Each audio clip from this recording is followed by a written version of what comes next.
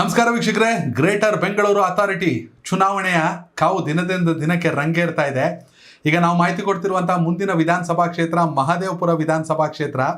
ಮಹದೇವಪುರ ಅಂದ ತಕ್ಷಣ ನೆನಪಾಗೋದು ಅರವಿಂದ ಲಿಂಬಾವಳಿ ಅವರು ಸತತವಾಗಿ ಗೆಲ್ತಿದ್ದಂಥ ಕ್ಷೇತ್ರ. ಕಳೆದ ವಿಧಾನಸಭಾ ಚುನಾವಣೆಯಲ್ಲಿ ಒಂದಷ್ಟು ವ್ಯತ್ಯಾಸಗಳಿಂದಾಗಿ ಅವರ ಪತ್ನಿಗೆ ಟಿಕೆಟನ್ನು ಕೊಡ್ತು ಬಿಜೆಪಿ ಹೈಕಮಾಂಡ್. ಅವರು ಕೂಡ ಶಾಸಕಿಯಾಗಿದ್ದಾರೆ. ಮಹದೇವಪುರ ವಿಧಾನಸಭಾ ಕ್ಷೇತ್ರ ಅಂತ ಬಂದಾಗ ಈ ಮುಂಚೆ BBMP ಅವಧಿಯಲ್ಲಿ ಅಂದರೆ 198 ವಾರ್ಡ್ಗಳಿಂದ BBMP ಇತ್ತು. ಆಗ ಮಹದೇವಪುರದಲ್ಲಿ 8 ವಾರ್ಡ್ಗಳು ಬರ್ತಾ ಇತ್ತು ಅಕ್ಷಯ್.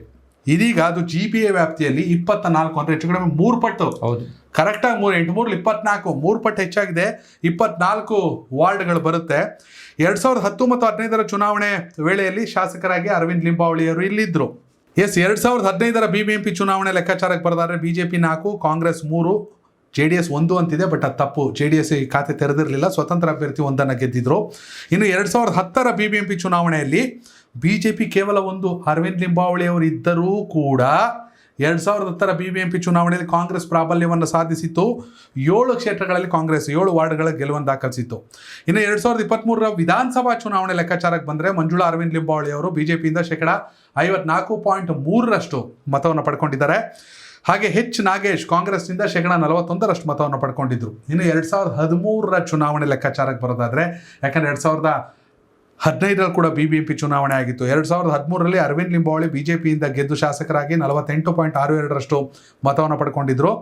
AC ಶ್ರೀನಿವಾಸ್ ಕಾಂಗ್ರೆಸ್ನಿಂದ 45.91% ಮತವನ್ನು ಪಡ್ಕೊಂಡಿದ್ರು. ಅರವಿಂದ್ ಲಿಂಬಾವಳಿ ಅಂದರೆ BJP ಪ್ರಾಬಲ್ಯ ಇದ್ರೂ ಕೂಡ BBMPಯಲ್ಲಿ ಕಾಂಗ್ರೆಸ್ ಮೇಲುಗೈ ಸಾಧಿಸಿದಂಥ ಉದಾಹರಣೆ ಇರುವಂಥ ಕ್ಷೇತ್ರ ಮಹದೇವಪುರ. ಹೌದು ಯೋಗಿಜಿ, ಮತ್ತೆ ಈ ಬಾರಿ ಬಹುಶಃ ಕಾಂಗ್ರೆಸ್ಗೆ ನಿರೀಕ್ಷೆಯಲ್ಲಿರುವಂತ ಒಂದು ಪಾಲಿಕೆ, ಹೌದು, ಮಹದೇವಪುರ ಮತ್ತು KR-ಪುರಂ 2 ಸೇರಿ ಒಂದು ಪಾಲಿಕೆ ಆಗುವಂಥದ್ದು. ಸೊ ಮಹದೇವಪುರ ಮತ್ತು KR-ಪುರಂ ಒಳಗೊಂಡಂತಹ ಪಾಲಿಕೆ ಕೃಷ್ಣ ಬೈರೇಗೌಡರು ಅದರ ಇನ್ಚಾರ್ಜು. ಸೊ ಈ ಬಾರಿ ಕಾಂಗ್ರೆಸ್ ನಿರೀಕ್ಷೆಯಲ್ಲಿದೆ, ಈ ಬಾರಿ ಪಾಲಿಕೆ ನಮಗೆ ಬರ್ಬೋದೇನೋ ಅಂತ ನಿರೀಕ್ಷೆಯಲ್ಲಿದೆ. ಇನ್ನೊಂದು ವೆರಿ ಇಂಪಾರ್ಟೆಂಟ್ ಅಂಶ, ಇಡೀ ದೇಶದಲ್ಲಿ ಲೋಕಸಭಾ ಚುನಾವಣೆಯ ಬಳಿಕ ವೋಟ್ ಚೋರಿಯ ಆರೋಪ ಕೇಳಿ ಬಂದು ಅಕ್ರಮ ಮತದಾರರನ್ನ ಇಲ್ಲೀಗಲ್ ಆಗಿ ಇಲ್ಲಿ ವೋಟ್ ಹಾಕಿಸಲಾಗಿದೆ ಎನ್ನುವಂತ ಆರೋಪ ಕೇಳಿ ಬಂದು ಅದಕ್ಕೆ ಸ್ಯಾಂಪಲ್ ಆಗಿ ತೆಗೆದುಕೊಳ್ಳಲಾದಂತಹ ವಿಧಾನಸಭಾ ಕ್ಷೇತ್ರ ಯಾವುದು ಅಂತ ಹೇಳಿದ್ರೆ ಅದು ಕೂಡ ಮಹದೇವಪುರ. ರಾಹುಲ್ ಗಾಂಧಿ ದೇಶಾದ್ಯಂತ ಮಹದೇವಪುರದ ಹೆಸರು ತಗೊಂಡಿದ್ರು. ಖಂಡಿತ ದೊಡ್ಡ ಮಟ್ಟದ BJP ವೋಟ್ ಚೋರಿ ಮಾಡಿತು ಅಂತ ಡೇಟಾಗಳನ್ನು ಕೂಡ ಪಬ್ಲಿಷ್ ಮಾಡಿದ್ರು. ಇನ್ನು 2015 ಲೆಕ್ಕಾಚಾರಕ್ಕೆ ಬಂದ್ರೆ ಯೋಗಿ ಅವರೇ, 2015 ಮಹದೇವಪುರದ 8 ವಾರ್ಡುಗಳು, ಅದರಲ್ಲಿ ಹೂಡಿ ಇಲ್ಲಿ ಹರಿಪ್ರಸಾದ್ ಕಾಂಗ್ರೆಸ್ನಿಂದ ಗೆದ್ದಿದ್ರು. ಗರುಡಾಚಾರ್ ಪಾಳ್ಯ BN ನಿತೀಶ್ ಪುರುಷೋತ್ತಮ್ ಕಾಂಗ್ರೆಸ್ನಿಂದ ಗೆದ್ದಿದ್ರು. ಕಾಡುಗೋಡಿ S ಮುನಿಸ್ವಾಮಿ BJPಯಿಂದ ಗೆದ್ದಿದ್ರು. ಹಗಡೂರು ಉದಯ್ ಕುಮಾರ್ ಅವರು ಕಾಂಗ್ರೆಸ್ನಿಂದ ಗೆದ್ದಿದ್ರು. ದೊಡ್ಡನೆಕುಂದಿ ಶ್ವೇತ ವಿಜಯ್ ಕುಮಾರ್ BJPಯಿಂದ ಗೆದ್ದಿದ್ರು. ಮಾರತಹಳ್ಳಿ ಇಂಡಿಪೆಂಡೆಂಟ್ ಕ್ಯಾಂಡಿಡೇಟ್ ರಮೇಶ್ ಅವರು ಗೆದ್ದಿದ್ರು. ವರ್ತೂರ್ನಿಂದ ಪುಷ್ಪ ಮಂಜುನಾಥ್ ಅವರು BJPಯಿಂದ ಗೆದ್ದಿದ್ರು. ಬೆಳ್ಳಂದೂರು ಈ ವಾರ್ಡ್ನಿಂದ N ಆಶಾ ಸುರೇಶ್ ಅವರು BJPಯಿಂದ ಗೆದ್ದಿದ್ರು. ನೀವು ಆಗ್ಲೇ ಒಂದು ಮಾತು ಹೇಳಿದ್ರೆ 2010 ಮತ್ತು 2015 ಲೆಕ್ಕಾಚಾರ ಏನು ಅಂತ ಹೇಳಿದ್ರೆ 2010ಕ್ಕೆ ಕಾಂಗ್ರೆಸ್ ಇಲ್ಲಿ ಪ್ರಾಬಲ್ಯವನ್ನು ಮೆರೆದಿತ್ತು ಈ ವಿಧಾನಸಭಾ ಕ್ಷೇತ್ರದಲ್ಲಿ BBMP ಚುನಾವಣೆಗೆ ಸಂಬಂಧಿಸಿದ ಹಾಗೆ. ಆದರೆ 2015 ಇಲ್ಲಿ BJP ಮೇಲುಗೈಯನ್ನ ಸಾಧಿಸಿತು. ಇಲ್ಲಿ BJP ಬೌನ್ಸ್ ಬ್ಯಾಕ್ ಆಯ್ತು ಈ ಕ್ಷೇತ್ರದಲ್ಲಿ. ಸೊ ಇದು ಕೂಡ BBMPಯಲ್ಲಿ BJP ಲಾಸ್ಟ್ ಟೈಮ್ ಅಧಿಕಾರ ಹಿಡಿಯಲಿಕ್ಕೆ ಕಾರಣ ಆಗಿದ್ದಂಥದ್ದು ಈ ತರದ ದೊಡ್ಡ ವಿಧಾನಸಭಾ ಕ್ಷೇತ್ರಗಳಿಂದ. ಹೌದು, ಫ್ಲಕ್ಚುಯೇಷನ್ಸ್ ಆಗಿರುವಂಥದ್ದು ಯೋಗಿ. ಎಸ್ ಅಕ್ಷಯ್, ನೀವು ಕಂಟಿನ್ಯೂ ಮಾಡ್ತಾ ಇದ್ದೀರಿ. ಅದಕ್ಕೆ ಮುಂಚೆ 8 ಇದ್ದಿದ್ದು 24 ವಾರ್ಡ್ ಆಗಿದೆ. ಆ 24 ವಾರ್ಡ್ ಯಾವುದು ಅಂತ ನಾನು ಒಂದಷ್ಟು ಸ್ಪೀಡಾಗಿ ಹೇಳೋಕ್ಕೆ, ಹೌದು, ದೊಡ್ಡ ಪಟ್ಟಿನೇ ಇದೆ. ಭೈರತಿ ಹಿಂದುಳಿದ ವರ್ಗ A ಮಹಿಳೆ ಮೀಸಲಾತಿ, ಹೂಡಿ ಸಾಮಾನ್ಯ, ಬೆಳತ್ತೂರು ಪರಿಶಿಷ್ಟ ಜಾತಿ, ಕಾಡುಗೋಡಿ ಸಾಮಾನ್ಯ, ಚನ್ನಸಂದ್ರ ಸಾಮಾನ್ಯ.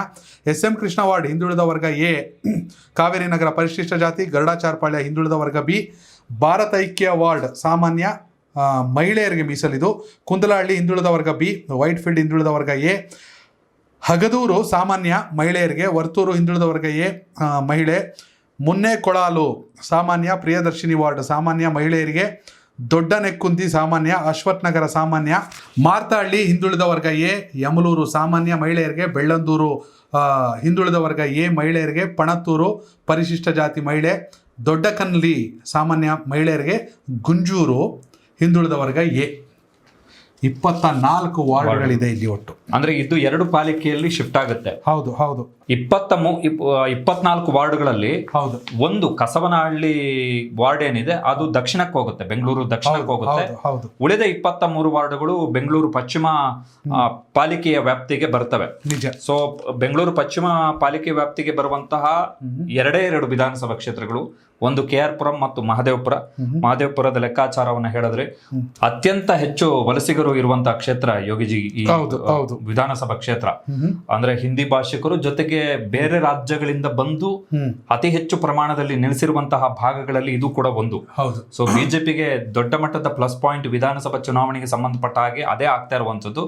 ಬಟ್ ಆ ಟ್ರೆಂಡ್ ಈ ಬಾರಿಯ GBA ಎಲೆಕ್ಷನ್ ನಲ್ಲಿ ಉಲ್ಟಾ ಪಲ್ಟಾ ಆಗಬಹುದು. ಕೃಷ್ಣ ಬೈರೇಗೌಡ ಅವರಿಗೆ ಈ ಕ್ಷೇತ್ರದಲ್ಲಿ ಜವಾಬ್ದಾರಿಯನ್ನು ಕೊಡಲಾಗಿದೆ. ಹೌದು. ಅರವಿಂದ ಲಿಂಬಾವಳಿ ಅವರು ಮಂತ್ರಿ ಆಗಬೇಕಿತ್ತು. ಹೌದು, ಬಿಜೆಪಿ ಅಧಿಕಾರದಲ್ಲಿ ಇದ್ದಿದ್ರೆ ಆಕ್ಚುಲಿ ಟಿಕೆಟ್ ಸಿಗ್ಲಿಲ್ಲ ಅವ್ರಿಗೆ. ಸಾಕಷ್ಟು ವ್ಯತ್ಯಾಸಗಳಾಯ್ತು ಅವ್ರ ಕಳೆದ ಇದ್ರಲ್ಲೂ ಕೂಡ ಆಗಬೇಕಿತ್ತು. ಹೇಳಲಾರದ ಕೆಲವು ಕಾರಣಗಳಿಗೋಸ್ಕರ ಪಾಪ ಹೇಳಲಾಗದ ಕಾರಣಗಳು ಮತದಾರರಿಗೆ ಗೊತ್ತಿರುತ್ತೆ ಅಥವಾ ಸ್ಥಳೀಯವಾಗಿ ಗೊತ್ತಿರುತ್ತೆ, ಟಿಕೆಟ್ ಸಿಕ್ಕಿರ್ಲಿಲ್ಲ. ಮತ್ತೊಂದ್ ಕಡೆ ಅರವಿಂದ ಲಿಂಬಾವಳಿ ಪ್ರಾಬಲ್ಯ ಇದೀಗ ಅಷ್ಟಾಗಿ ಉಳಿದಿಲ್ಲ. ಕೇವಲ ಕ್ಷೇತ್ರದಲ್ಲಿ ಅಷ್ಟೇ ಅಲ್ಲ, ಬಿಜೆಪಿಯಲ್ಲಿ ಕೂಡ ಅವ್ರು ಗುರುತಿಸ್ಕೊತಿರೋದು GM ಸಿದ್ದೇಶ್ವರ ಅವ್ರ ಗ್ಯಾಂಗ್ ಅಲ್ಲಿ. ಏನೊಂದು ಭಿನ್ನಮತೀಯರ ಗ್ಯಾಂಗ್ ಅಂತಾರೆ. ಅದರಲ್ಲಿ BV ನಾಯಕ್ ಇದ್ದಾರೆ, ಕುಮಾರ್ ಬಂಗಾರಪ್ಪ ಇದ್ದಾರೆ, ಪ್ರತಾಪ್ ಸಿಂಹ ಇದ್ದಾರೆ, GM ಸಿದ್ದೇಶ್ವರ್ ಇದ್ದಾರೆ, ಮತ್ತೆ ರಮೇಶ್ ಜಾರಕಿಹೊಳಿ ಇದ್ದಾರೆ. ಅವ್ರಗಳ ಜೊತೆ ಕಾಣಿಸ್ಕೋತಾರೆ. ಅವಾಗ ದಾವಣಗೆರೆಯಲ್ಲಿ ಬೆಣ್ಣೆ ದೋಸೆ ಓಪನ್ ಆಗಿದ್ದಾರೆ. ಹೀಗಾಗಿ ಅವರ ಪ್ರಾಬಲ್ಯ ಅಷ್ಟರ ಮಟ್ಟಿಗೆ ಇಲ್ಲ. ಇನ್ನೊಂದು ಕಡೆ ನನ್ನ ಪ್ರಕಾರ ಮಹದೇವಪುರ ಅಂದರೆ ಕಾಂಗ್ರೆಸ್ನ ಉಸ್ತುವಾರಿ DK ಮೋಹನ್ಗೆ ಸಿಕ್ಕಿದೆ ಈ ಭಾಗದಲ್ಲಿ. ಅಂದರೆ GBA ಚುನಾವಣೆ ಉಸ್ತುವಾರಿ ಜೊತೆಯಲ್ಲಿ ನೀವು ಹೇಳಿದಾಗೆ ಕೃಷ್ಣ ಬೈರೇಗೌಡರು ಅಥವಾ ಭೈರತಿ ಸುರೇಶು ಎಲ್ಲರೂ ಕೂಡ ಸೇರಿಕೊಂಡು ಈ ಬಾರಿಯ GBA ಚುನಾವಣೆಯಲ್ಲಿ ಮಹದೇವಪುರದಲ್ಲಿ 24 ವಾರ್ಡ್ಗಳಲ್ಲಿ ಕಾಂಗ್ರೆಸ್ ಪ್ರಾಬಲ್ಯ ಸಾಧಿಸುತ್ತೆ. 24ಕ್ಕೆ 24 ಅಲ್ಲ, ಕಂಪೇರ್ ಟು ಬಿಜೆಪಿ 24ರಲ್ಲಿ ಕಾಂಗ್ರೆಸ್ ಹೆಚ್ಚಿನ ಸಾಧ್ಯತೆ. ವಾರ್ಡ್ಗಳಿರುವಂತಹ ಪಾಲಿಕೆ ಇದು KR ಪುರ ಮತ್ತು ಮಹದೇವಪುರ ಏನಿದೆ. ಹೌದು, 50 ವಾರ್ಡ್ಗಳಿರುವಂತಹ ಪಾಲಿಕೆ. ನಿಜ. ಸೊ ಕಾಂಗ್ರೆಸ್ಗೆ ಸದ್ಯದ ಸನ್ನಿವೇಶದಲ್ಲಿ ಸ್ವಲ್ಪ ಪಾಸಿಟಿವ್ ಇದೆ ಅಂತಾನು ಹೇಳ್ಬೋದು. ನಿಜ. ವೀಕ್ಷಕರೇ, ನೀವು ಕೂಡ ಮಹದೇವಪುರ ವಿಧಾನಸಭಾ ಕ್ಷೇತ್ರದ ಮತದಾರರಾಗಿದ್ದರೆ ದಯವಿಟ್ಟು ಕಾಮೆಂಟ್ ಮೂಲಕ ತಿಳಿಸಿ. ಈ ಬಾರಿ GBA ಚುನಾವಣೆಯಲ್ಲಿ ಬಿಜೆಪಿ ಮತ್ತು ಕಾಂಗ್ರೆಸ್ ಅಥವಾ ಬಿಜೆಪಿ JDS ಮೈತ್ರಿ ಆದರೆ ಬಿಜೆಪಿ JDS ಮೈತ್ರಿ ವರ್ಸಸ್ ಕಾಂಗ್ರೆಸ್ ಯಾರ ಪ್ರಾಬಲ್ಯ ಹೆಚ್ಚಾಗಿರುತ್ತೆ? ಧನ್ಯವಾದಗಳು. ಕನೆಕ್ಟ್ ಕರ್ನಾಟಕ, ಇದು ನಿಮ್ಮ ನೆಟ್ವರ್ಕ್.